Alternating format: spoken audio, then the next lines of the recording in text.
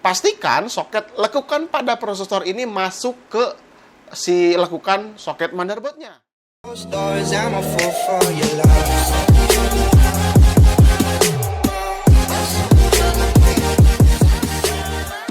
Assalamualaikum teman-teman, saya Randy Adhas, Kilas IT, dan video kali ini ya kalian juga udah tahu pasti di judulnya dan melihat di sekeliling saya ini tuh udah banyak banget komponen-komponen yang minggu lalu saya udah bongkar paket gitu, unboxing ada apa aja di dalam paket pembeliannya. Aduh, salah awal gitu ya. Di paketnya ternyata di dalamnya adalah komponen-komponen yang berwarna putih, dan sekarang di video kali ini saya akan merakit semua komponen-komponen yang telah dikirimkan minggu kemarin, karena waktunya memang nggak terlalu banyak juga. Jadi saya agak kesusahan untuk mencari motherboard yang pas. Apalagi, nah yang kemarin kan kalian tahu juga, kemarin saya dikirimkan si Macube 110. Ini tuh ukurannya MATX, jadi motherboardnya tuh nggak terlalu panjang. Kita jadi harus menyesuaikan pakai motherboard apa yang kira-kira masuk ke casing ini gitu. Tapi tetap nuansanya tetap berwarna putih. Nah itu pertama, kendala yang pertama. Terus yang keduanya, kemarin ketika saya cari-cari motherboard yang nuansanya agak putih-putih gitu, ternyata agak susah juga. Memang ada sih, tapi barangnya nggak bisa saya dapetin gitu. Akhirnya saya menggunakan motherboard yang ada aja dulu gitu. Yang pertama di sini adalah PGA card-nya. Ada Jotax Gaming, si RTX 3070 Twin X White Edition gitu kan. Ternyata si PGA card ini tuh ketika saya lihat di video atau di websitenya, tampaknya tuh biasa aja. Tapi ketika pegang langsung, pegang si PGA card-nya langsung, build quality-nya menurut saya lebih baik, lebih menarik aja gitu, lebih menarik ketika berwarna putih seperti ini. Terus logo yang ada di depan fan-nya ini tuh kan biasanya ada ukiran logo Zotac sama tulisan Jotax gitu kan. Kalau ini sih seperti ada tempelan karetnya, jadi si nuansa putihnya tuh memang bener terasa. Apalagi ketika si fan VGA card ini berputar, luar biasa sekali gitu, mantep. Jadi senang aja gitu ngelihatnya. Apalagi si seri RTX 3070 ini ya memang udah punya arsitektur terbaru yakni Ampere. Jadi pasti kalau kalian mau main, nanti juga saya bakalan tes juga game-game yang ada ray tracing-nya. Karena si 3070 ini ya memang dikhususkan untuk game-game yang udah support ray tracing.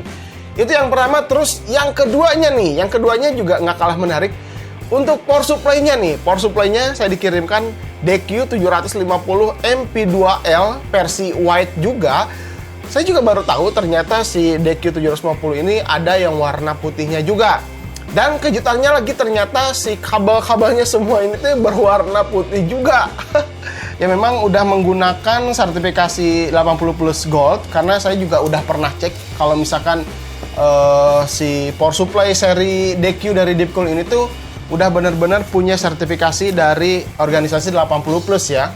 Mungkin kalian juga melihat ya, ada sedikit warna hitam sama hijaunya. Kalau misalkan putih semua, nanti kebayangnya seperti apa gitu power supply si Deepcool ini. Tapi kalau misalkan ada hitam sama hijaunya seperti ini, kanan kirinya, ya memang ini masih terlihat membuat ciri khas Deepcool-nya masih tetap ada. Nah mungkin seperti itu juga ya. Itu yang keduanya. Terus yang terakhirnya nih, seperti tadi motherboard yang saya gunakan di sini, saya menggunakan B460M Pro 4. Nah ini kenapa pakai ini? Karena ukurannya ini MATX, jadi masuk ke si casing Deepcool Macube 110 ini. Tadinya, tadinya di sini saya udah siapkan juga motherboard ini nih. Saya juga nggak nyadar gitu ya kemarin bahwa si casingnya ini MATX. Nah, di sini saya juga udah siapkan motherboard X570. Tadinya saya mau pakai AMD Ryzen. Di sini saya udah siapkan Ryzen 7 5800X atau pakai Ryzen 5 3600 XT. Nah, jadi di sini saya udah siapkan gitu kan.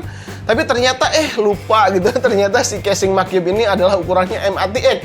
Alhasil ya si casing ini eh, belum bisa dipakai, belum bisa dipasang gitu ke dalam si casing si Macube Deepcool Macube 110 ini.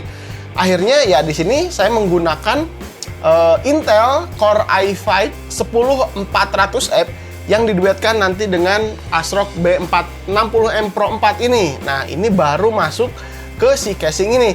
Tapi tenang aja, karena si motherboard ini ternyata warnanya silver ya untuk si heatsinknya. Jadi masih mirip-mirip warna putih. Wah, masih keren ya tetap. Oke ya, kita langsung saja rakit PC-nya. Untuk kalian yang masih awam rakit PC, bisa ikutin langkah-langkah ini supaya bisa mempermudah saat proses rakit PC.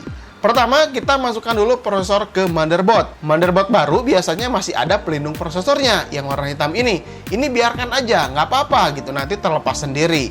Lalu kita masukkan prosesor Core i5 10400F ini. Pastikan soket lekukan pada prosesor ini masuk ke si lekukan soket motherboardnya. Nah, ini nih posisi ini.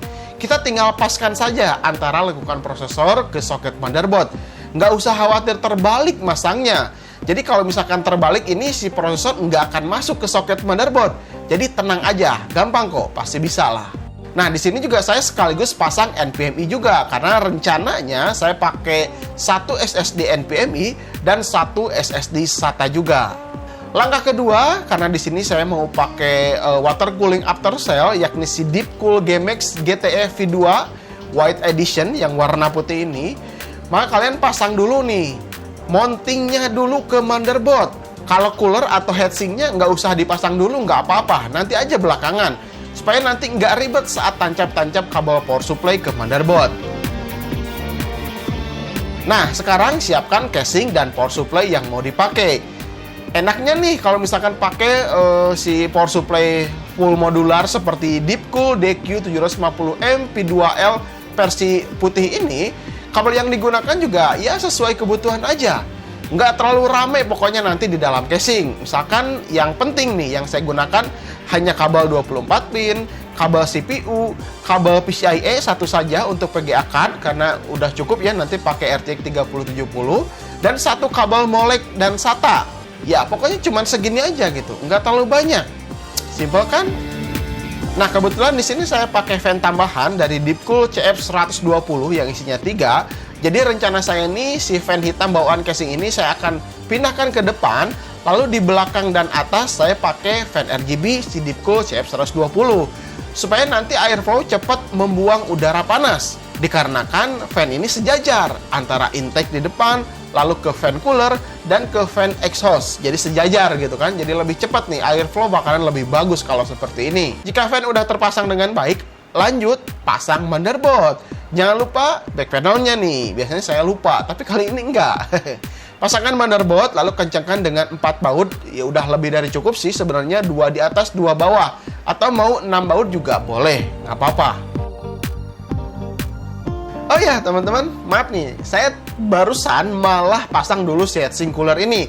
Jadi agak kesusahan pasang kabel power supply 24 pin ke motherboard sama kabel CPU ke motherboard. Tapi untungnya si heatsink ini agak kecil, jadi ya masih gampang lah pasangin kedua kabel si CPU ke motherboard. Nah, untuk masang kabel 24 pin dan kabel CPU ini nggak usah khawatir terbalik, karena penguncinya ini hanya ada satu arah.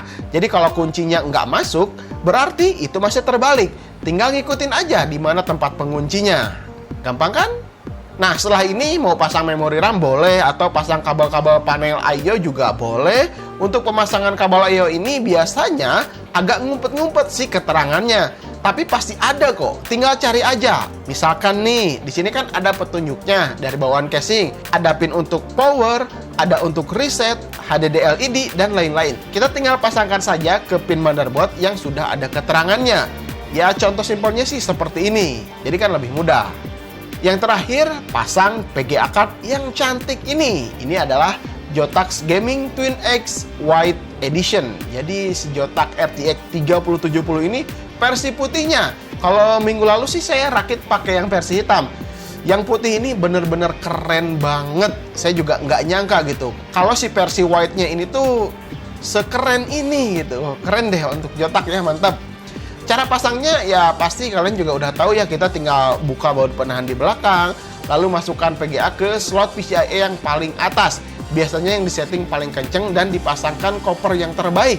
Tetapi tergantung motherboardnya juga. Ada yang slot 1 dan 2 speednya sama, terus kopernya juga sama, atau ada juga yang beda-beda. Tapi kebetulan di motherboard B460M ini, si PCIe paling atas yang punya speed kali 16 dan punya koper pelindung. Jadi ya saya tancap di paling atas aja. Setelah itu ya kita tinggal susun rapi aja. Oh ya, terakhir pasang SSD SATA. Karena di depan casing ini ada tempat SSD SATA-nya, jadi saya bisa pasang SSD warna putih ini di depan. Ya keren juga sih, casing Macube 110 ini ada tempat penyimpanan SSD di depan. Jadi biar menambah estetika seperti ini. Udah lengkap kan dari awal sampai akhir? Gampang kan rakit PC? Oke, semuanya sudah jadi dirakit, sudah dipasang. Kalau misalkan untuk instalasi Windows, mungkin saya bakalan buat video terpisah atau mungkin kalian juga udah tahu karena gampang banget lah.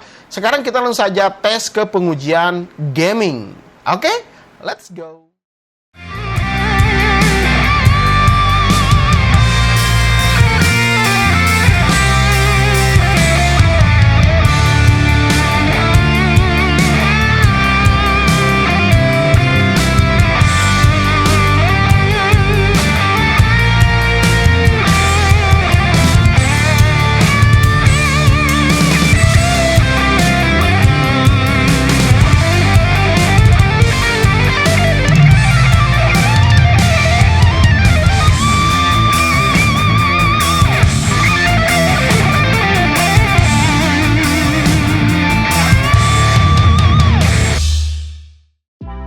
Oke, pertama pengujian benchmark R15 dulu ya. Di sini mendapatkan multi-score-nya 1292 CB dan single core-nya 177 CB.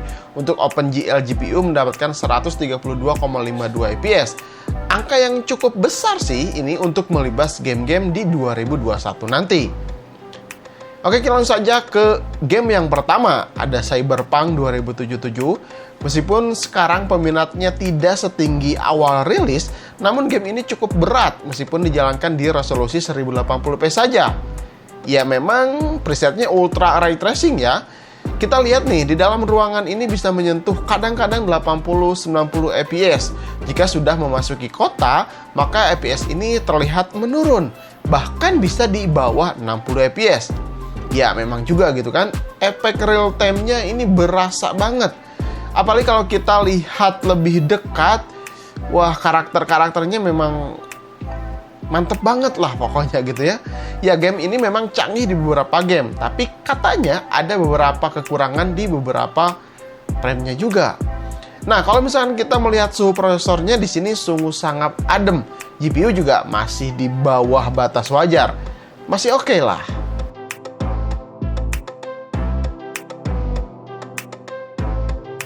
Game kedua ada Horizon Zero Dawn, masih sama ya settingannya rata kanan ultimate.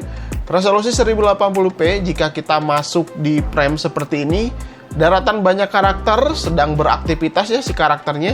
FPS-nya di bawah 100, ya sekitar seginilah. Kalau misalkan sudah mulai sepi dan frame-nya di atas gitu kan, jadi FPS-nya ini terlihat naik, bisa menyentuh sekitar 130 fps. Penggunaan GPU RTX 3070 ini masih cukup tinggi dibandingkan persentase si CPU 10400F. Kalau suhu prosesor sih sangat adem ya, sekitar 50 derajat Celcius saja. Wah, coolernya bagus banget nih, mantap.